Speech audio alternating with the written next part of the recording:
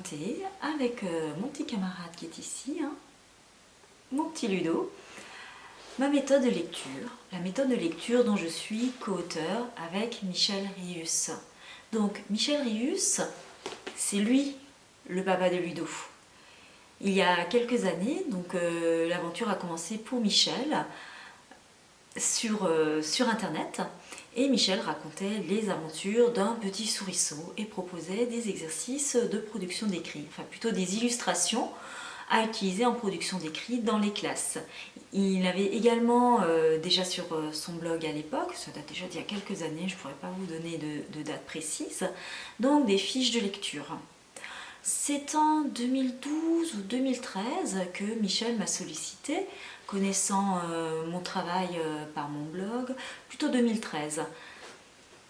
Donc il m'a sollicité et m'a fait une superbe proposition, coécrire avec lui une méthode de lecture, et c'est ainsi que Dire, lire, écrire avec Ludo est né, la version 2015.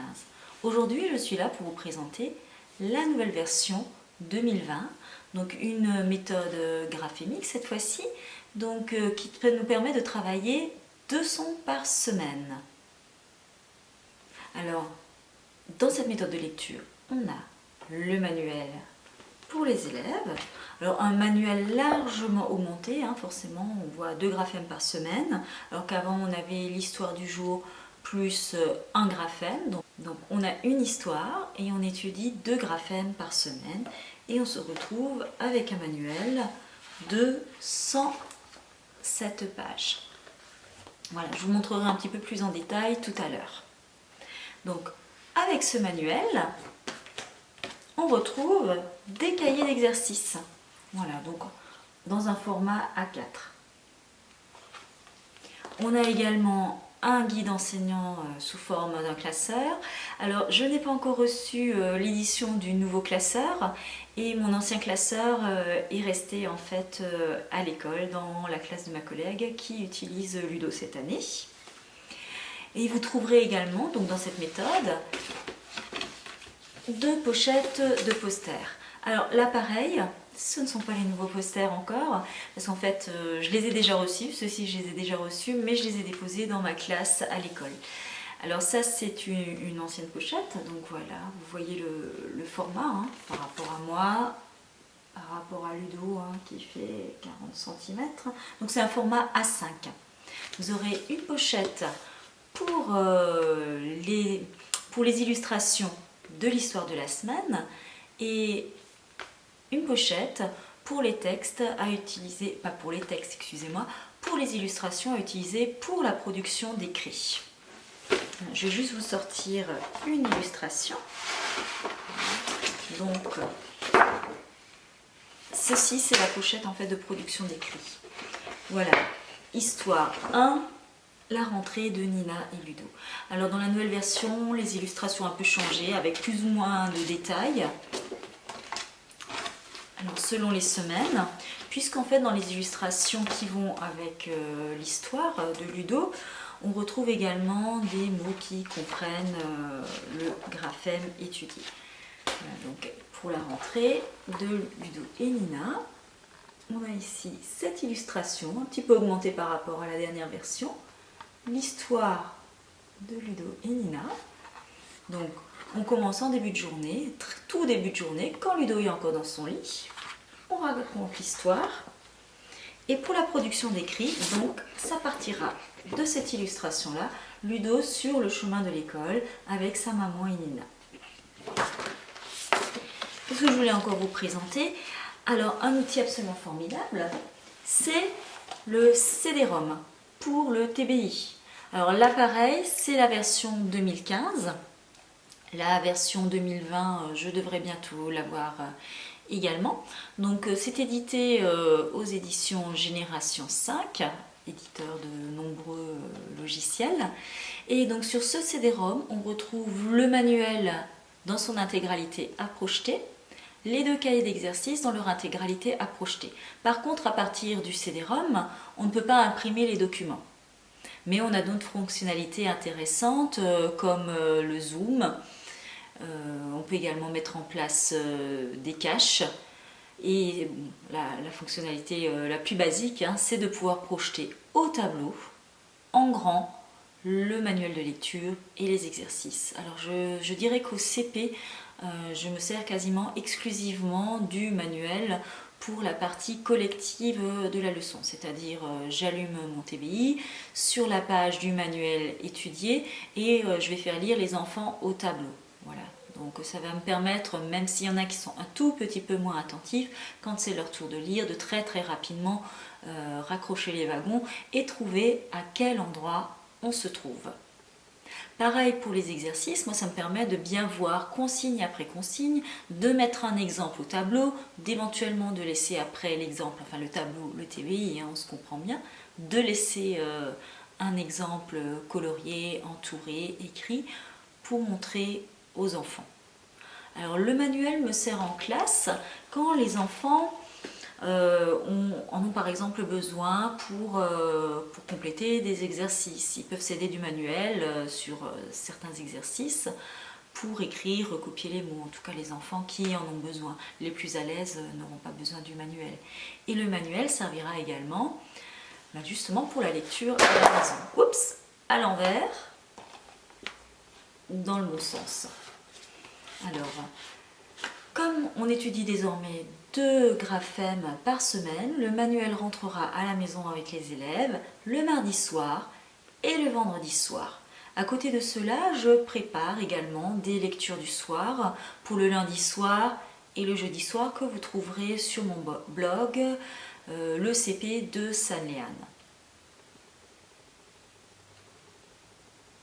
Voilà, donc c'est à peu près tout ce que je voulais vous dire sur le manuel ainsi. Et pour le reste, je vais changer de position de caméra pour vous montrer un petit peu plus dans le détail le manuel et les cahiers d'exercice. Je ferai une seconde vidéo sur le guide du maître et les posters quand j'aurai tout au même endroit. Voilà, à tout de suite. Voilà, alors je vais commencer par le manuel de lecture. Donc, au départ, donc cela n'a pas trop changé.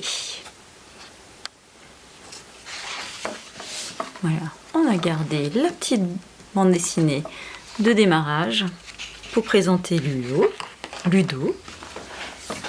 Et on commence avec la rentrée de Nina et Ludo. Voilà, l'image est un tout petit peu agrandie. Voilà, je vous compare juste les 2 premières pages. Voilà, donc ça c'est la version donc 2015, version 2020. Voilà, donc le manuel a la même taille. Alors qu'est-ce qui change?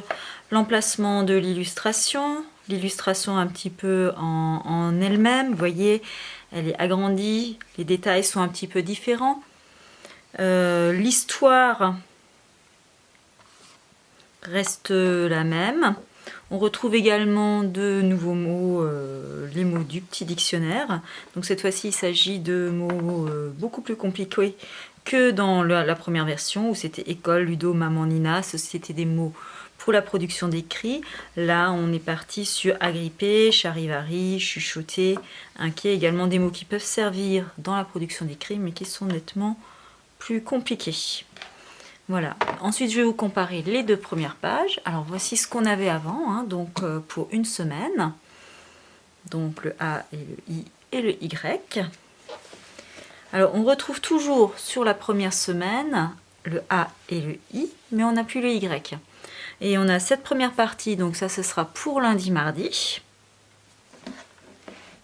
Alors exit les images de mots référents, puisqu'on n'est plus sur le phonème mais sur le graphème. Par contre, nous avons conservé Ludo qui fait le geste du son. Voilà, donc à la manière Borel-Maisonnée. Donc on retrouve tout de suite un petit je vois, je lis. Hein. Bon, pour la première lecture, on n'a que des A. On retrouve les différents personnages. Et là, on a la partie pour jeudi, vendredi. Donc la lettre I. Donc des AI qui se succèdent à lire. Et on a le petit... On l'avait déjà ici. Et ici, on a le petit exercice d'observation de la langue. Voilà. Je vais aller un petit peu plus loin, en laissant de côté mon ancien manuel. Voilà, ça continue comme ça en semaine 2. Donc on a une page pour le O et le U et pour le E. Voilà, donc dès la 3e semaine, on voit une consonne, donc le L, et ça va nous permettre de combiner donc les consonnes avec les voyelles déjà vues. Donc le A, la, le I, li, le U, lu, le O, lo, etc. Et des petites syllabes, toujours à essayer de lire le plus vite possible. On retrouve ensuite des mots inventés, donc ça c'est une nouveauté.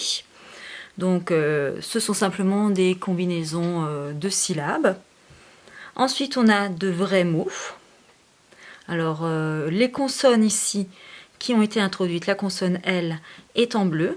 Les voyelles, vues dernièrement, sont en rouge. On a 2 petits arcs de lecture pour souligner les syllabes, qui sont à lire dans le même souffle. Et les lettres muettes sont grisées. Alors, on retrouve des mots-outils, mais vous verrez, on ne retrouve pas des mots-outils pendant très longtemps. Et toujours un petit exercice d'observation de la langue sur le début de semaine. Voilà, donc sur le lundi, mardi. Par contre, là, comme on est encore en début d'année, on a fait le choix de rester une semaine sur l'introduction de la consonne L et les premières combinaisons. Voilà. C'est à partir de la semaine 4 que cela va vraiment radicalement changer. Toujours la première page, l'histoire lue par l'enseignant, la petite illustration donc, qui se rapporte au texte. Et lundi, mardi, on voit le graphème R. On combine, on lit des syllabes, on lit les mots inventés qui sont en fait des combinaisons de syllabes et les premiers mots à lire. Toujours le lundi, mardi, l'observation de la langue. Et là, on a une 2e page pour le jeudi, vendredi, avec le graphème F. Combinaison, lecture de syllabes rapide, les mots inventés, combinaison de syllabes donc, des mots à lire et des phrases à lire également. Et un petit mot outil pour la semaine. Donc on va continuer ainsi, donc jusqu'en semaine 7. Et on passe à la période 2.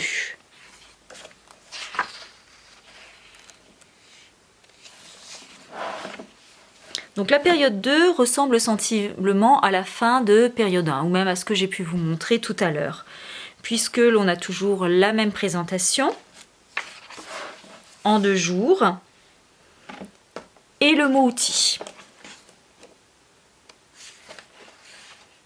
C'est à partir de cette période 2 qu'on commence à avoir une petite histoire de Nina. Tiens, il va falloir que je vous fasse un petit rappel par rapport au cahier d'exercice. Donc, je vais vous emmener au cahier d'exercice après vous avoir présenté les premières pages.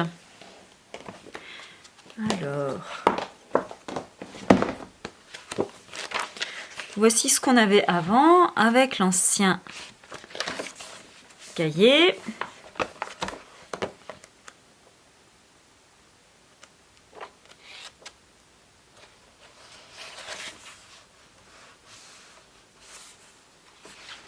Avec le nouveau fichier.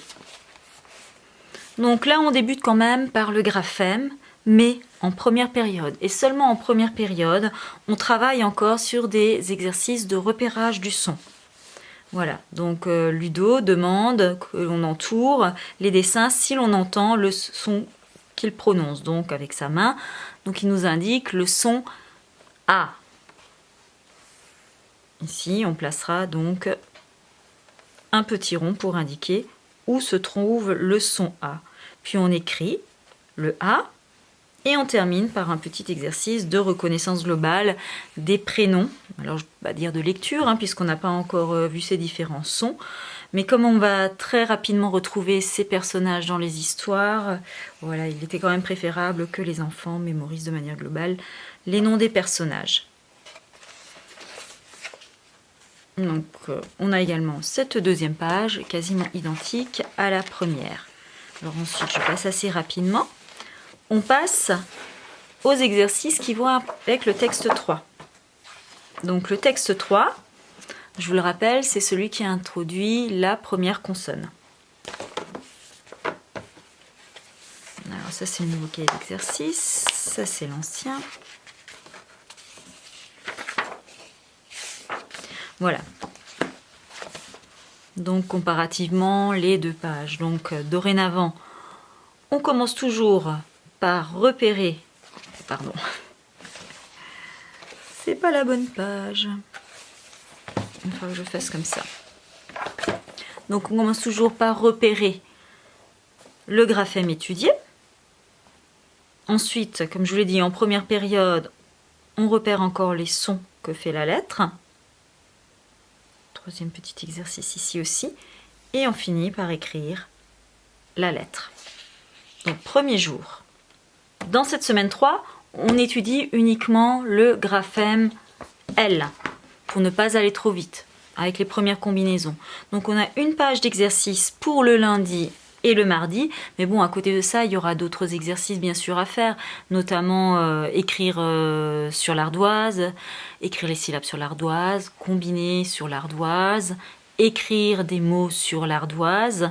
On pourra également faire de petits jeux de composition avec des étiquettes, associer donc la consonne, la voyelle et puis lire ce que cela donne. Bon, moi je travaille également encore avec les alphas, donc je ferai des exercices spécifiques avec les alphas.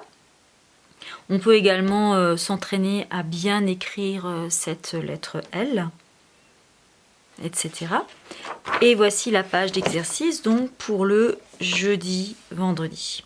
Donc on rajoute les syllabes qui manquent. On repère les syllabes et puis ça va donner un mot qu'il faudra écrire, hein, le mot caché. Et on a des petits dessins pour lesquels il faut lire le mot pour pouvoir associer le dessin à son mot ou le mot à son dessin, et dans les deux graphies. Hein. Donc avant, on avait... Voilà. Sur le texte 3 là. En fait, c'est pas comparable puisqu'on n'avançait pas de la même façon. Et là, je ne vais plus vous montrer l'ancien cahier. Je vais continuer ici, donc un petit peu plus loin quand on a... Je vais passer maintenant au milieu de la deuxième période. Alors, on va aller sur le texte 12, les préparatifs de Noël. Voilà, je suis en train de chercher la page également dans le fichier, enfin les pages. Donc, ce sont des pages un petit peu particulières. On n'avait pas du tout ce type de page dans l'ancien manuel, mais ceci fait partie donc des préconisations d'Iggy d'Orange et figure donc dans la proposition de progression dans les graphèmes. Voilà, donc bleu, cle, fle, gle, ple. Donc une page entière leur est consacrée. Et dans le fichier, on retrouve un petit peu un type d'exercice un petit peu différent. Cette fois-ci, on va copier les syllabes. Compléter avec ces syllabes. Voilà, bon, ça c'est toujours le même type d'exercice. Et attendez, juste un petit peu reculer.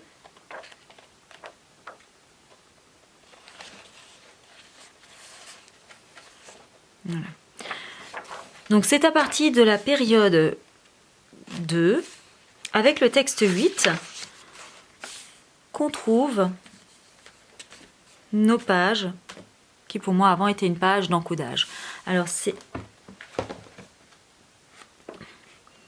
page d'encodage a un petit peu changé. Bon, après, c'est les contraintes de temps aussi qui le font, puisque on n'est plus que 2 jours sur un graphème contre 4 précédemment. Voilà, précédemment, la page équivalente, c'était celle-ci. Donc sur cette page, donc en plus de l'encodage de mots, on va écrire une phrase. Petit dessin de Nina, qu'arrive-t-il à Nina? Écrit une petite phrase. Et on a l'exercice de DL, d'étude de la langue, pardon, Il faut attendre la période 3 pour avoir nos premiers exercices de compréhension sur la petite histoire de Nina. Alors, une semaine plus tard que dans la première version, la version 2015. Alors, donc pour le 15, texte 15, voilà. Donc, page du vendredi, de l'encodage, écrire une phrase, et ici, donc, après avoir lu la petite histoire de Nina, et ici, après avoir lu la petite histoire de Nina, on répond aux questions en coloriant la case vrai ou faux. Voilà, on va faire des vrais faux. Puis, ici, on aura d'autres types d'exercices, donc début et fin de phrase à relier et phrases à numéroter dans l'ordre de l'histoire, vrai faux à colorier, phrases à remettre dans l'ordre, etc. Je passe ensuite au deuxième fichier.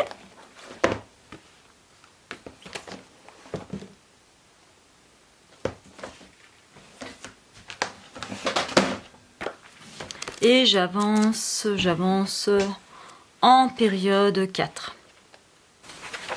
Alors, je vous avais dit que donc jusqu'à la fin de la période 1, on avait des exercices où on cherchait encore le son. Donc, texte 7, ces exercices sont encore là. Texte 8, période 2, on n'a plus d'exercice de recherche de son. Voilà. On entoure les che, on écrit le che, on complète avec des syllabes écrites, on doit lire le mot et entourer le bon mot par rapport au dessin, on entoure la bonne phrase.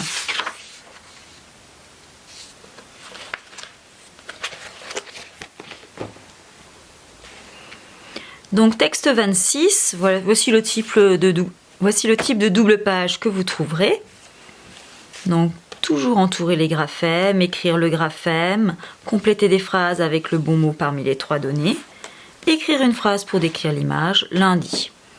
Mardi, encodage de mots, écriture de phrases avec le graphème de la semaine, exercice d'étude de la langue, on trie les noms propres et les communs. Et on trie les noms propres et les noms communs. Jeudi, on va changer de graphème. Donc, toujours le même déroulement. Et vendredi, toujours le même déroulement, mais plus d'exercices d'étude de la langue, des exercices de compréhension sur la petite histoire de Nina. Et en toute fin d'année, donc vous retrouverez des pages de révision sur les confusions de sons. Alors, donc ça nous donne dans le manuel. Alors, il faut que j'aille tout à la fin. Donc, les confusions de sons. Voilà, elle commence par ici. Par exemple, en page 32.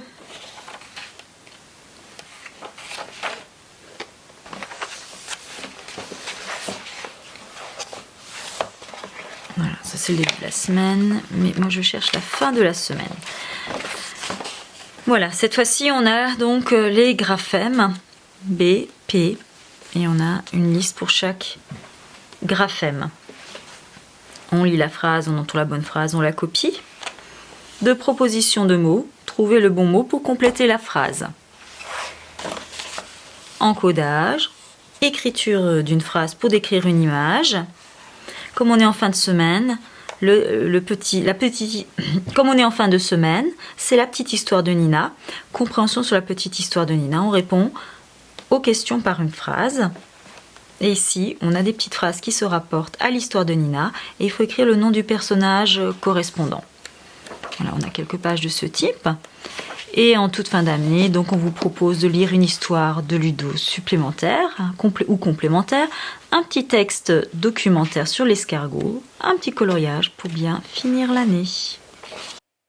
Désolée, ma vidéo se termine un peu de manière abrupte. En fait, ma batterie était à la fin et je n'en avais pas de rechange. Alors, je n'avais rien de plus à vous présenter par rapport au manuel et au cahier d'exercice que seul je pouvais vous présenter pour l'instant. Dans une prochaine vidéo, je vous présenterai donc toute la partie production d'écrit qui est vraiment la force de cette méthode de lecture. Alors parce que Ludo, ce n'est pas que un manuel de lecture et deux fichiers d'exercice, c'est vraiment toute une méthodologie de production d'écrit. Alors Ludo, sa grande force, c'est également justement Ludo lui-même, qui est un personnage motivant pour les enfants s'y attachent énormément. J'ai encore beaucoup de choses à vous présenter, comme le cahier d'écrivain, le cahier de Ludo qui circule dans les familles, vraiment énormément de choses, donc une seule vidéo n'y suffit pas. Je vous présenterai ça dans une autre vidéo, donc la prochaine fois. Donc j'espère que ma petite présentation vous a plu, vous a un petit peu éclairé sur Ludo. Si jamais vous avez des questions, vous pouvez les laisser juste sous cette vidéo. N'hésitez pas non plus à me mettre un petit pouce en l'air, ça fait toujours plaisir. Et à vous abonner, comme ça vous saurez quand sortira la suite de la vidéo notamment. Allez, Ludo et moi, on vous dit au revoir et bonne fin d'année scolaire.